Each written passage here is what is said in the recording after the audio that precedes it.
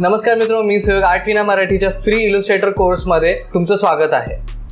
या आधीच्या 5व्या भागात आपण बघितलं होतं कॅलिग्राफी कशी करतात, त्यानंतर होतं इफेक्ट आणि शेवटी आपण बघितलं विड टूल.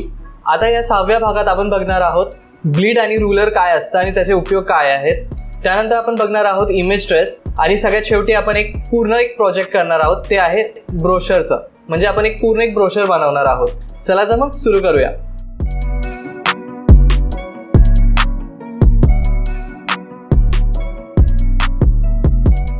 तर सगळ्यात पहिलं आता आपण ब्लीड बघणार आहे. तर ब्लीडचा अर्थ काय आहे की जेव्हा एखादा आपण आर्टवर्क बनवतो, ते समजा A4 साईजचं एक उदाहरण घेऊया आपण. A4 साईज आहे, तर A4 साईजच्या आजूबाजूने एक छोटीशी स्पेस सोडली जाते जी वापरली जाते कटिंगच्या वेळेस. म्हणजे आता तुम्ही बघितलं असेल लो क्वालिटी प्रिंट असेल किंवा जुन्या काळामध्ये ना जे बुक प्रिंट व्हायचे त्याच्या आजूबाजूने किंवा आत्तासुद्धा एक पांढरी लाईन येते, कधी कधी कट केलेली असते.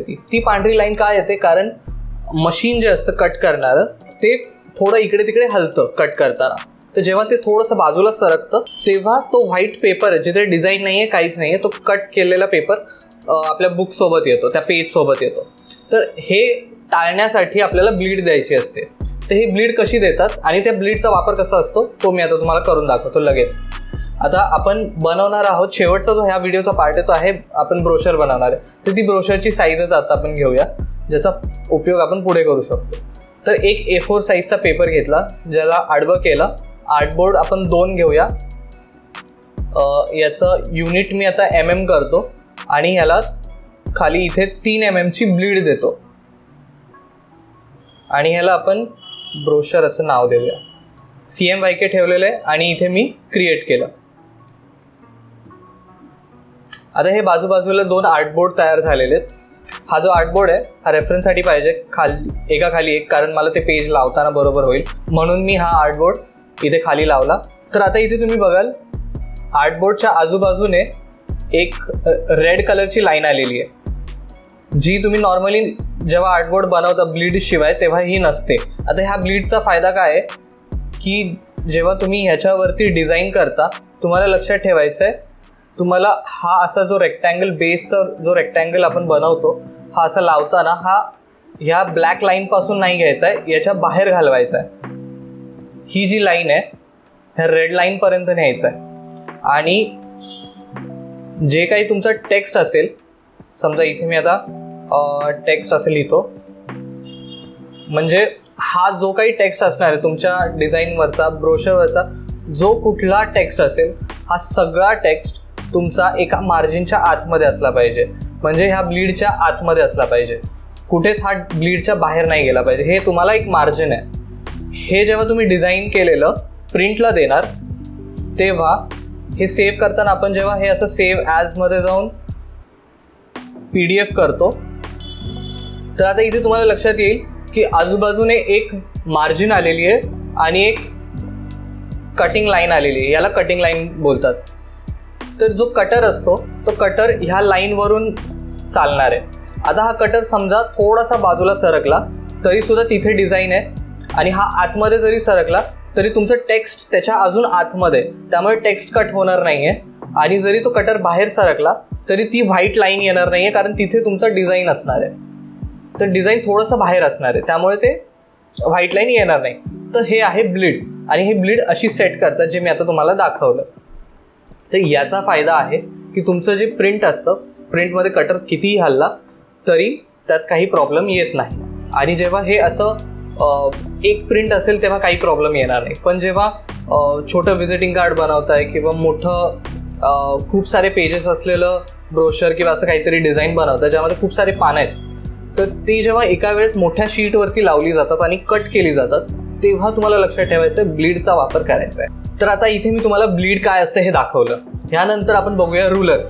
रूलरचा फायदा काय आहे की इथे तुम्ही मेजरमेंट घेऊन एक्झॅक्ट बघू शकता तुमच्या डिझाईन एलिमेंट्स आणि टेक्स्ट आणि फॉन्ट साईज. कारण जेव्हा तुम्ही इथे डिझाईन करता तुम्ही झूम करत असता, झूम इन झूम आउट चालू असतं, त्यामुळे तुम्हाला समजत नाही की जो फॉन्ट साईज आहे हा प्रिंट झाल्यावरती दिसणार की नाही प्रिंट झाल्यावरती ॲक्च्युली हे काय साईजमध्ये असणार हे कसं समजायचं.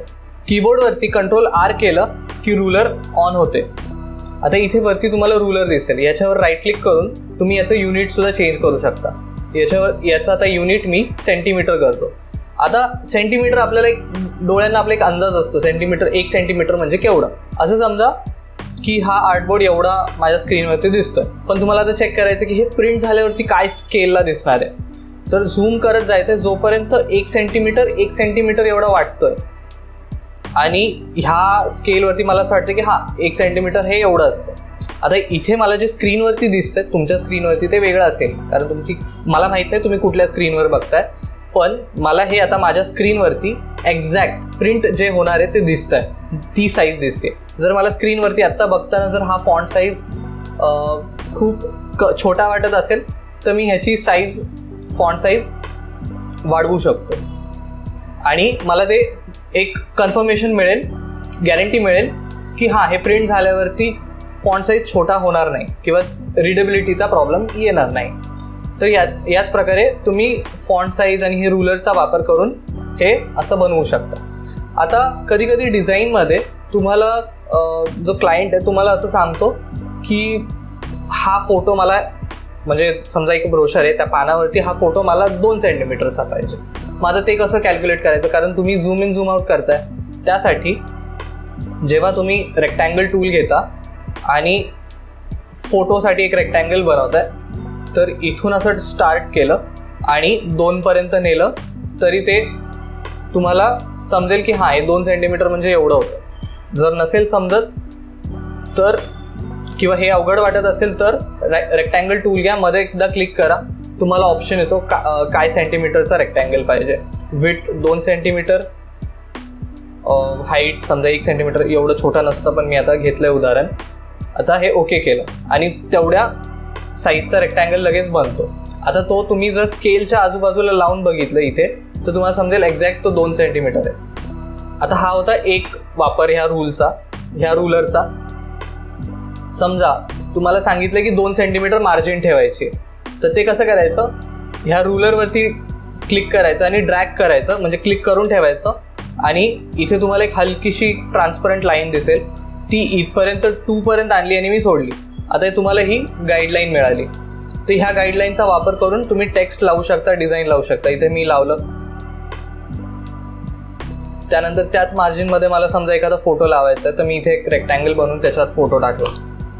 तर अशा प्रकारे तुम्ही रुलरचा वापर करू शकता फोटो लावण्यासाठी, अलाइनमेंटसाठी. बरेच वापर आहेत ह्याचे, आणि तुम्ही फॉन्ट साईजसुद्धा चेक करू शकता. तर हे होतं रुलर. तर आता ह्यानंतर आपण बघणार आहोत इमेज ट्रेसिंग. इमेज ट्रेसिंग तुम्ही पेन टूल घेऊन डिरेक्टली ट्रेस करायला चालू करू शकता, किंवा दुसरा एक ऑप्शन आहे इथे, जेव्हा तुम्ही एखादा फोटो इथे आणता इलस्ट्रेटरमध्ये, वरती डिरेक्टली इमेज ट्रेसचं बटन आहे.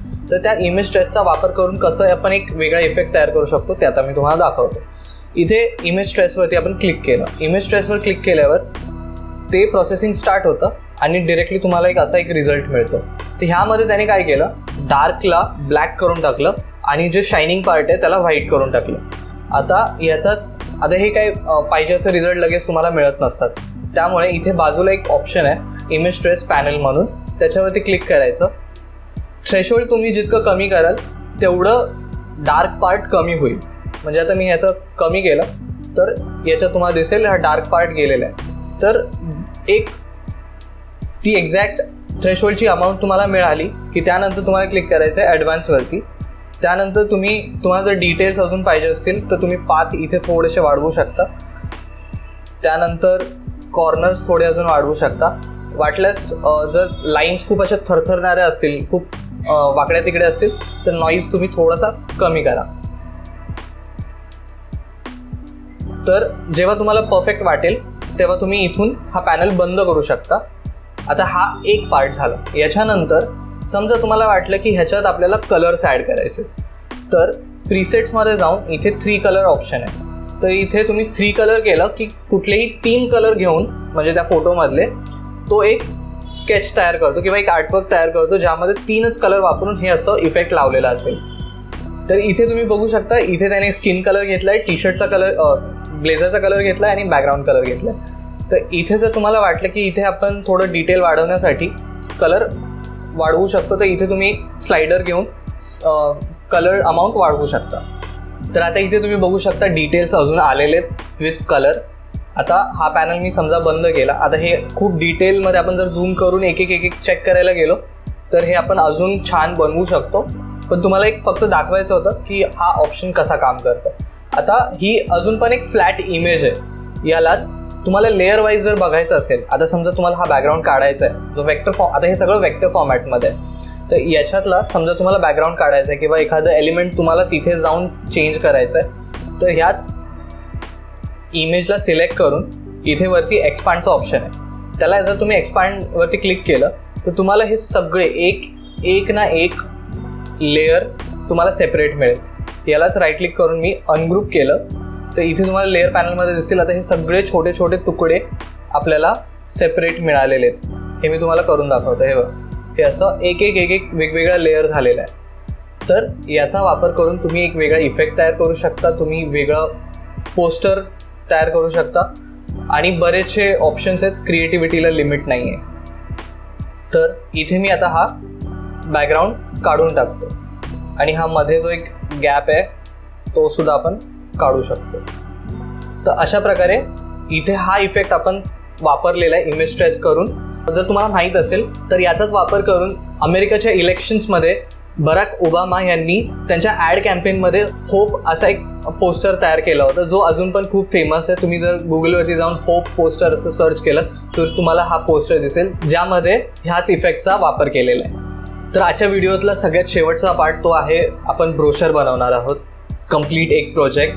तर त्या प्रोजेक्टसाठी तुम्हाला समजवण्यासाठी आधी मी एक हा पेपर घेतला आहे. आता असं समजा आपल्याला बनवायचा एक 3 फोल्ड ब्रोशर, म्हणजेच हा समजा एक A4 पेज आहे ज्यामध्ये हा एक फोल्ड असणार आहे असा, त्यानंतर हा जो आहे तो मधला एक फोल्ड आणि हा एक तिसरा फोल्ड, असं हे 3 फोल्ड ब्रोशर असणार आहे जे तुम्ही कधी बघितलं असेल.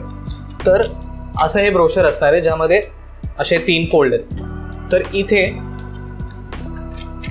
हा आपला असेल कवर, त्यानंतर ओपन केल्यावर 1 2 3 आणि बॅक साईडला हा चौथा आणि ही पूर्ण एक बॅक साईड, असे आपल्याला वेगवेगळे पानं डिझाईन करायचे. पण आपल्याला वेगवेगळे आर्टबोर्ड घेऊन म्हणजे वेगवेगळे 6 आर्टबोर्ड घ्यायची गरज नाही आहे, 2च आर्टबोर्ड घ्यावे लागतील, कारण हा पूर्ण एक आर्टबोर्ड असेल आणि हा पूर्ण एक आर्टबोर्ड असेल. तर हे आपण इथे कसं करू शकतो ते आता मी तुम्हाला करून दाखवतो. तर इथे हा आपला एक आर्टबोर्ड आहे आणि हा दुसरा एक आर्टबोर्ड आहे. मी बाजूबाजूला याची नावं पण लिहून ठेवतो म्हणजे तुम्हाला बघताना समजून येईल. हा फ्रंट असेल आपला आणि ही बॅक साईड असेल पेपरची.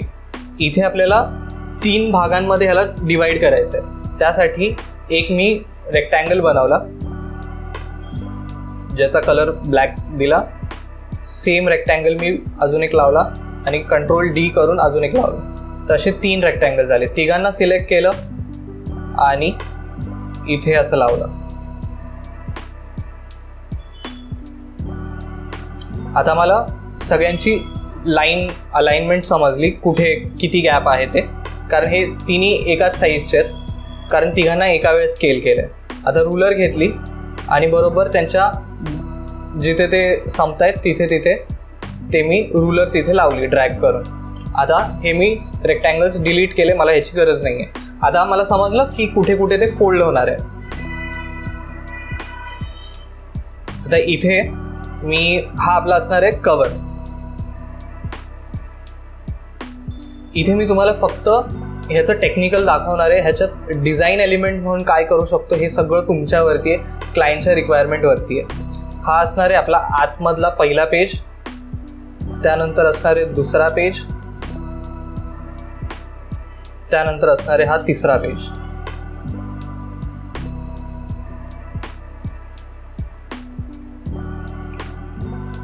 त्यानंतर ह्या साईडला येऊन असणार आहे हा आतमधला जो फ्लॅप सारखा पार्ट आहे तो असेल चौथा आणि हा असेल बॅक,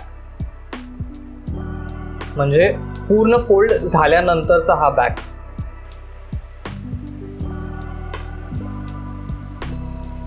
आता हे तुमचं काम किती सोपं झालंय बघा. तुम्हाला आता माहिती आहे की हे कुठे काय येणार आहे, कारण तुम्ही जर असं बनवून घेतलं आणि जर तुम्ही क्लायंटला हे दाखवलं की तुम्हाला इथे काय पाहिजे, इथे काय पाहिजे, इथे काय पाहिजे, असं जर तुम्ही दाखवलं आणि हे फायनल करून घेतलं, त्यानंतर तुम्हाला इकडे डिझाईन करणं खूप सोपं जाणार आहे. तर ह्याचा प्रॅक्टिकल पेपर घेऊन असं अरेंज करून असं नाव देऊन हे तुम्ही जेव्हा काम चालू करता तेव्हा तुम्हालाही क्लिअर असतं आणि क्लायंटला सुद्धा क्लिअर असतं. तर हे तुम्हाला लक्षात ठेवायचं आहे. सेम आता हे मी ब्रोशरसाठी करतोय, तुम्ही हेच अल्बमसाठी करू शकता, तुम्ही पत्रिका ज्या असतात त्याच्यासाठी वापर करू शकता, किंवा जे काही प्रिंट होणार आहे त्यासाठी तुम्ही ह्याचा वापर करू शकता. तर याचाच वापर करून मी आता एक डिझाईन बनवलं, ते मी आता डिझाईन केलेलं डायरेक्टली तुम्हाला दाखवतो. तर हे आहे ते डिझाईन, ज्यामध्ये तुम्ही आता बघाल जो काही डिझाईनचा पार्ट आहे तो सगळा त्या रेक्टँगलच्या बाहेर ब्लीडपर्यंत गेलेला आहे आणि जो काही तो टेक्स्ट आहे तो बरोबर त्याच्यामध्ये आहे. आता ह्या ज्या गाईडलाईन्स आपण रुलरने टाकलेल्या त्याच्यामुळे मला माहिती आहे की हे कुठे फोल्ड होणार आहे. तर ही लाईन सुद्धा तुम्ही बघू शकता इथे फोल्ड होणार आहे. तर हे मला माहिती आहे की इथे घडी पडणार आहे. तर ते डिझाईन एलिमेंट सुद्धा इथपर्यंतच आहे. नंतर हे डिझाईन एलिमेंट इथून ब्लीडच्या पर्यंत घेतलंय बॉक्सच्या बाहेर, कारण समजा कटर इथून असा चालतोय आणि कटर जरा जरी सरकला तरी मला व्हाईट लाईन किंवा व्हाईट एज येणार नाही, कारण डिझाईन पुढेपर्यंत आहे आणि कटर आत जरी आला तरी टेक्स्ट माझं सेफ आहे. तर अशा प्रकारे हे डिझाईन बनवलेलं आहे. आणि जर याला तुम्ही सेव्ह केलं जसं मी तुम्हाला सुरुवातीला दाखवलेलं तर हे असं दिसतं. तर आता हे आहे PDF जी सेव्ह आपण केली ती. इथे जर तुम्ही बघाल आजूबाजूने कटिंग मार्क आलेले आहेत, कलरसाठी गाईड आलेला आहे. हे कलर्स असतात, हे कलर जर बरोबर आले तरच समजायचं की आतले कलर खरे आहेत किंवा बरोबर आहेत. समजा यातला कलर जरी विचित्र येत असेल तर समजतं ते प्रिंटरवाल्यांसाठी आहे. प्रिंटरला समजते की अच्छा इथे कुठेतरी गडबड झाली किंवा हा कलर कमी पडतोय. तर हे सगळं त्यांच्यासाठी गाईडलाईन आहे. जेव्हा तुम्ही एवढं नीट करून देता तेव्हा शेवटी येणारं जे फायनल प्रॉडक्ट असतं, जे प्रिंट असते, ती खूप छान येते. तर हेच सगळं आपण पुढच्या भागात सुद्धा बघणार आहोत, जो शेवटचा भाग असणार आहे. इन डिटेल की हे फाईल सेव्ह कशा करायच्या असतात आणि प्रिंटसाठी काय, डिजिटलसाठी काय, हे सगळं आपण पुढच्या भागात बघणार आहोत. तर आजच्या भागात आपण बघितलं ब्लीड रूलर कसे वापरायचे, त्यानंतर आपण बघितलं इमेज ट्रेस आणि त्याच्यानंतर आपण बघितलं हे पूर्ण एक जे बनवलेलं प्रोजेक्ट आहे ते. तर पुढच्या 7व्या म्हणजेच आपल्या ह्या सिरीजच्या शेवटच्या भागात आपण बघणार आहोत इलस्ट्रेटरमध्ये बनवलेल्या गोष्टी आपण फोटोशॉपवरती कशा घेऊ शकतो, डिजिटलसाठी कसं सेव्ह करायचं असतं, एक्सपोर्टिंग काय आहे याच्यात, जसं फोटोशॉपमध्ये करतो तसंच आहे का की काही वेगळं आहे. त्यानंतर आपण बघणार आहोत प्रिंटिंगसाठी काय वेगळं आहे, प्रिंटिंगसाठी कसं सेव्ह केलं जातं. तर हे सगळं आपण पुढच्या भागात बघणार आहोत. हा व्हिडिओ आवडला असेल तर व्हिडिओला लाईक करा, चॅनल आवडला असेल तर सबस्क्राईब करायला विसरू नका. भेटूया पुढच्या व्हिडिओमध्ये. तोपर्यंत शिकत राहा, डिझाईन करत राहा.